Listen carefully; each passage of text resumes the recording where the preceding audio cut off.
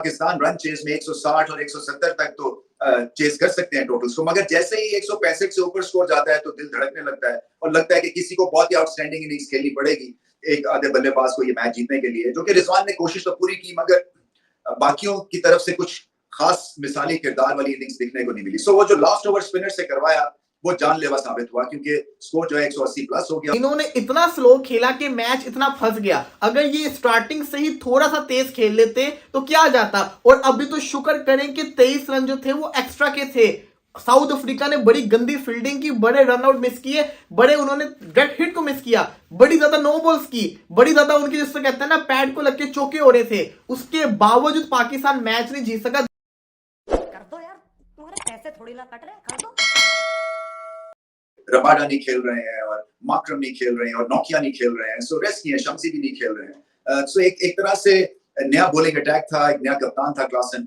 सो उसके बावजूद पाकिस्तान जो है ये मुकाबला ना जीत सके। खराब कर दिया, लिंडे नहीं ले लिया मोमेंटम तो बर्बाद करके आप चले गए। मतलब वो पहले मिलर आया, मिलर ने डाला, लिंडे ने निकाला, फिर लिंडे ने निकाला, फिर मिलर ने डाला, सबने ठीक है, निकाला डाला, आखिर में 4 विकेट लेकर पूरा डालकर आखिर तक रिजवान को खिलाकर सारे आपने आउटडेटेड प्लेयर डाले हुए हैं जो अच्छे आपके T20 के हिटर थे। एक पाकिस्तान टीम के अंदर पावर हिटर नहीं है, एक भी पावर हिटर नहीं है। और हम जनाब इंटरनेशनल क्रिकेट खेलने के लिए दुनिया की टीमों का मुकाबला करने के लिए निकले हुए हैं। पहले आपने मिलर से इतने छक्के खा लिए, उन्होंने 10 ओवर्स के अंदर तकरीबन 10 छक्के मार लिए थे और हमारा एक छक्का था।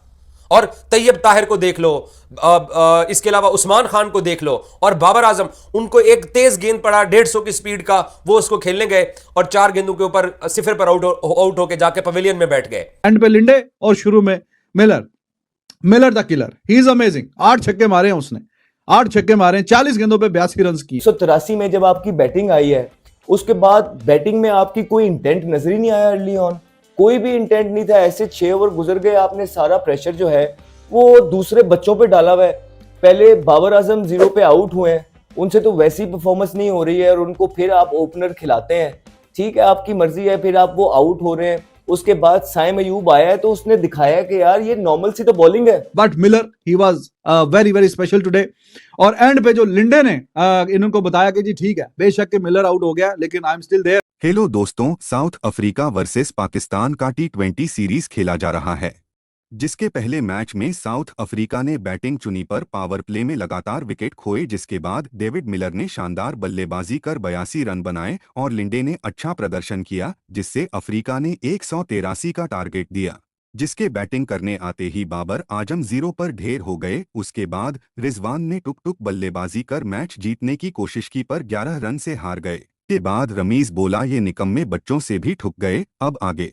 बहुत ज्यादा हिट एंड मिस था। एंड में फिर रिजवान ने जब मोमेंटम पकड़ा उस वक्त तक बात बहुत ही टफ हो गई थी और मुकाबला फिर पाकिस्तान ने हार दिया। देखें, ये ऐसा मैच था जो कि पाकिस्तान ने पहले बनाया पावर प्ले में बॉल के साथ, उसके बाद प्लेटो हुई सिचुएशन, उसके बाद मैच एक तरह से अपने लिए मुश्किल किया क्योंकि आखिरी ओवर स्पिनर से करवा दिया। फिर आपने जब रन चेस किया तो साइम अयूब ने हौसला दिलाया, फिर रिजवान थोड़ा से कॉशियस रहे मिडिल ओवर्स में। 3 विकेटें जब गिर गई उसके बाद टेक ऑफ फिर रिजवान को करना चाहिए था, क्योंकि वो ऐसा कई दफा मुझे महसूस होता है कि सारी टीम का बोझ लेके वहां पे बैटिंग कर रहे होते हैं, उनको रिलैक्स रहना है। क्योंकि जो बाद में वो इनिंग्स खेले हैं वो अगर शुरू में कहीं खेल जाते और स्पीड पकड़ लेते और मोमेंटम पकड़ लेते तो शायद ये पाकिस्तान मुकाबला जीत सकता था। वही बात है कि मौका था पाकिस्तान के पास, मगर मैं ये समझता हूँ कि मौका गवा दिया। कर दो यार, तुम्हारे पैसे थोड़ी ना कट रहे, कर दो। बाबर और रिजवान ओपनिंग करने क्यों हुआ है? आज सिर्फ और सिर्फ एक बंदा पाकिस्तान के जितवाने के लिए खेल रहा था, उसका नाम था साइम अयूब। 15 बॉलों पे 31 उसने मारा, बाकी किसी ने एफर्ट डाले नहीं। रिजवान ने पहले अपने 50 किया, उसके बाद उसने बल्ला घुमाना शुरू किया। ऐसे थोड़ी होता है, पाकिस्तान को आपको जितवाना है। बाबर आजम अगेन जिसको कहते हैं ना 0 के ऊपर आउट हो गए। बाबर आजम का भी 2024 के अंदर टेस्ट क्या, ODI क्या, T20 किसी में 50 आ ही नहीं रहा है। बाबर आजम को हो क्या गया पे हाथ रख के बताएं। कोई और मुल्क होता कभी ऐसे प्लेयर को रखता टीम के अंदर, हमने कप्तान बनाया हुआ है। आप परफॉर्मेंस देखें T20 की, स्ट्राइक रेट देखें। ये रिजवान 2021 का जो रिजवान था उसका प्राइम था, 2022 में भी उसका प्राइम था, लेकिन 2023 और 2024 में रिजवान नहीं रहा T20 के अंदर। Same for Babar Azam. अब हर प्लेयर का एक टाइम होता है, लेकिन T20 में जो इनका टाइम था वो अभी नजर नहीं आ रहा। तो बड़े अफसोस से कहना पड़ रहा है, पाकिस्तान की जो हार की जिम्मेदारी जाती है वो इन प्लेयर्स के ऊपर जाती है। और उस्मान खान को बड़ा मेहरबानी टीम से पाकिस्तान की निकाले, उसको खेलना नहीं आता, उसको पल्ले नहीं पड़ रहा। अफ्रीका के यंग बॉलर 148 की पेस से बॉलिंग कर रहे हैं, उसको पता नहीं बल्ला कैसे घुमाना है। आउटडेटेड ओपनिंग जोड़ी बनती जा रही है। हर चीज का एक वक्त होता है, हर चीज का एक टाइम होता है, उसके बाद वो चीज एक्सपायर हो जाती है। ये ओपनिंग जोड़ी अब एक्सपायर हो चुकी है। ये ओपनिंग जोड़ी मॉडर्न डे क्रिकेट नहीं खेल रही है। साइम अयूब वन डाउन की पोजीशन पर 2.3 ओवर्स के अंदर जब बाबर आउट होके गए तो साइम अयूब खेलने के लिए आए। उसने आपकी ये जो मैच में आज कोई थोड़ी इज्जत बची है हमारी, या हम टारगेट के करीब पहुंचे हैं, तो वो साइम अयूब की वो शानदार शॉट्स थी। उसने एक एक ओवर में 3-3, 2-2 चौके लगाए। उसका खेलने का अंदाज कुछ था, रिजवान का खेलने का अंदाज कुछ था। जब आप दूसरे प्लेयर का साथ ही नहीं देंगे, 180 आपने चेस करना है ऊपर से, तो वो हर बॉल पे मारते ही रहेंगे। तो इवेंचुअली साइम भी इस तरह आउट हो गया मारने के चक्करों में। फिर उस्मान खान आया, तब भी जो है रन रेट आप ऊपर लेके चले गए हुए थे, और आते साथ उसके पास उसने भी मारना स्टार्ट की, सेट नहीं था, आउट हो गया आप अपने इंटेंट से।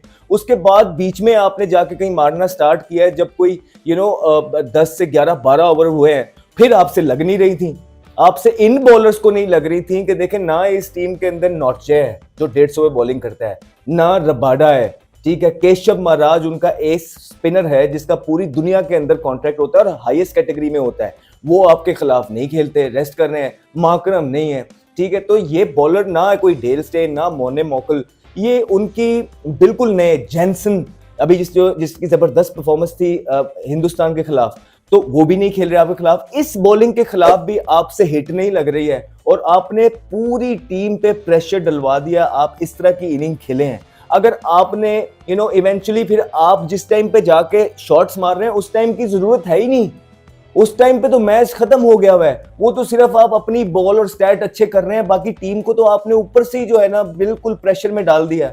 आपसे एक्सपेक्ट करते हैं कि you take the long route, tough route, आप बच्चों को हेल्प करें, आप तो उनको और मुश्किल डालते हैं, आप तो बल्ला भी नहीं उठाते हैं यार। अब हमारे वाले बैट्समैन खेलते हैं, अगर इस तरह की विकेट गिर रहे हो, वो अपना पेस बहुत ज्यादा स्लो कर लेते हैं कि चलो जी 2 आउट हो गए, 3 हो गए, 4 हो गए, किसी ना किसी तरीके से हम खेलते जाएं। 2 बैट्समैन ही उनके चले हैं और 184 रन बोर्ड पे डाल दिया। एंड पे लिंडे और शुरू में Miller the killer, he is amazing. 8 छक्के मारे हैं उसने, 8 छक्के मारे हैं, 40 गेंदों पे 82 रन किए हैं।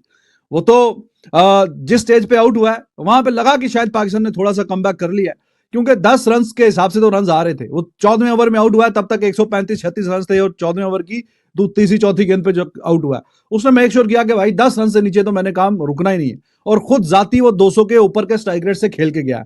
यह तरीका कार होता है मॉडर्न डे क्रिकेट का।